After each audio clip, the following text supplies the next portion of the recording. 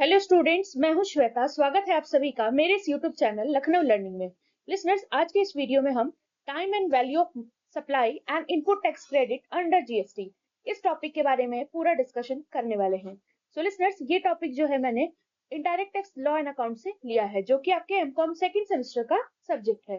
So listeners, आइए जानते हैं कि time and value of supply GST के अंदर क्या होता है और इनपुट टैक्स क्रेडिट क्या होता है। सो वन बाय वन तीनों टॉपिक्स के बारे में डिस्कशन करेंगे। तो जैसा कि आप स्क्रीन पर देख रहे हैं, time and value of supply and input tax credit under GST. तो सबसे पहला हमारा जो टॉपिक है वो है टाइम ऑफ सप्लाई के बारे में बात करता है कि देखिए ये क्या होता है।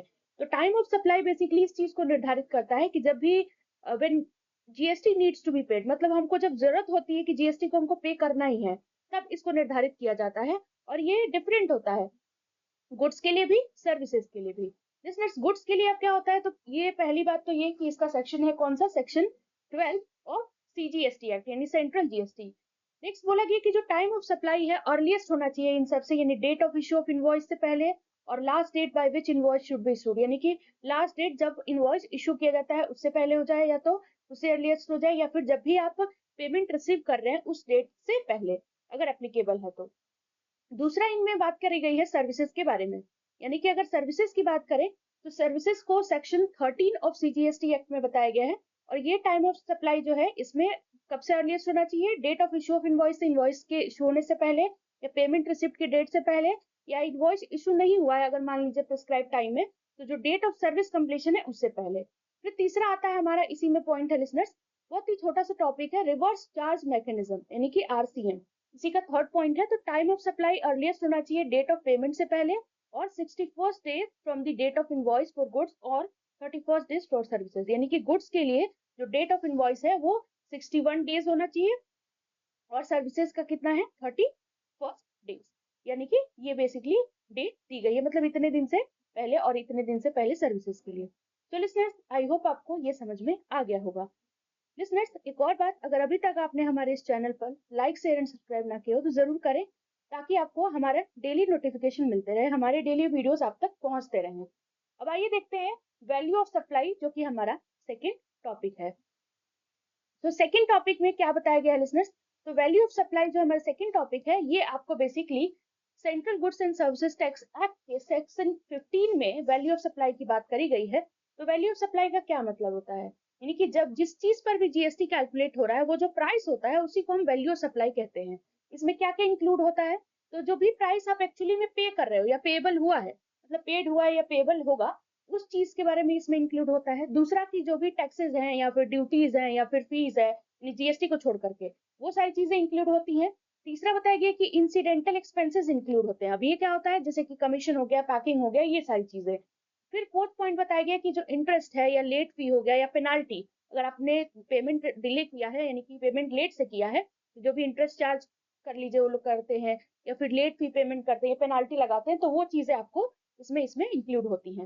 लिसनर्स, अब एक्सक्लूजन, यानी कि हर चीज के कुछ एक्सक्लूड किया जाता है, कुछ चीजों को हटाया जाता है। इसमें क्या क्या चीजें हैं, तो पहला बोला गया कि अगर डिस्काउंट दिया गया है, कब, at the time of supply या फिर उससे पहले, यानी कि प्रॉपरली डॉक्यूमेंटेड है ये चीज, तो वो चीजें एक्सक्लूड कर दी जाएंगी। और दूसरा बोला गया कि सब्सिडीज जो छूट मिलती है वो डायरेक्टली अगर लिंक्ड है आपके प्राइस से, यानी कि इसमें हम गवर्नमेंट सब्सिडीज को हटा देंगे, उसको उसकी बात नहीं की जा रही है, तो वो सारी चीजें भी हम एक्सक्लूड करते हैं।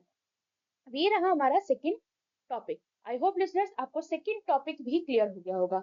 अगर वीडियो अच्छा लगे तो लास्ट में कमेंट में जरूर बताइएगा।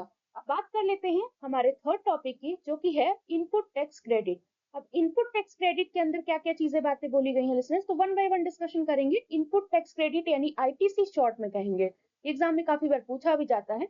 तो आईटीसी क्या बेसिकली करता है, तो आईटीसी बिजनेसेस को अलाउ करता है कि वो क्या करे, जो भी परचेजेस पर जो टैक्स पे कर रहे हैं उसको रिड्यूस करने के लिए, जो भी टैक्स कलेक्ट हुआ है सेल्स से, बोला गया इसमें कि जो भी कंडीशंस है आईटीसी को क्लेम करने का, यानी कि अगर हमको आईटीसी का क्लेम करना है तो क्या क्या कंडीशंस होंगे। तो पहला है कि आपके पास वैलिड टैक्स इनवॉइस होना चाहिए।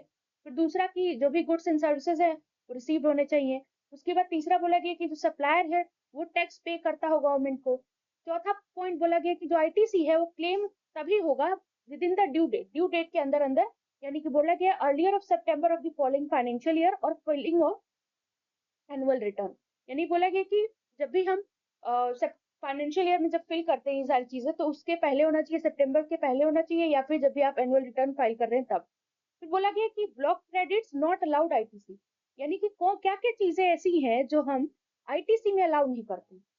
इसमें तो हो गया कि क्या क्या कंडीशंस थे, अब इसमें क्या क्या चीजें ऐसी हैं जो हम आईटीसी के अंदर, इनपुट टैक्स क्रेडिट के अंदर मतलब अलाउ ही नहीं करते हैं, ब्लॉक क्रेडिट कहते हैं इसको। तो इसमें क्या है, सबसे पहला है मोटर व्हीकल्स, यानी कि except when use for transport business, यानी कि हम इसको अलाउ नहीं करेंगे, लेकिन अगर ट्रांसपोर्ट बिजनेस के लिए यूज हो रहा है तो उसमें कर सकते हैं।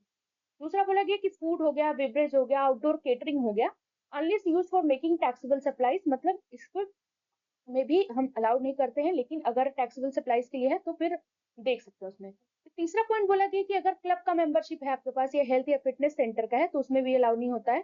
चौथा पॉइंट बोला गया कि वर्क कॉन्ट्रैक्ट सर्विस के अंदर भी नहीं होता है, अगर वो चीज जो है प्लांट एंड मशीनरी के लिए यूज हो रही है तो उसको छोड़ करके। फिर बोला गया कि जो भी मान लीजिए गुड्स खो गए हैं या चोरी हो गए या डिस्ट्रॉय हो गए या फिर भी सैंपल के तौर पे दिए गए तो उनको भी इसमें अलाउ नहीं करते।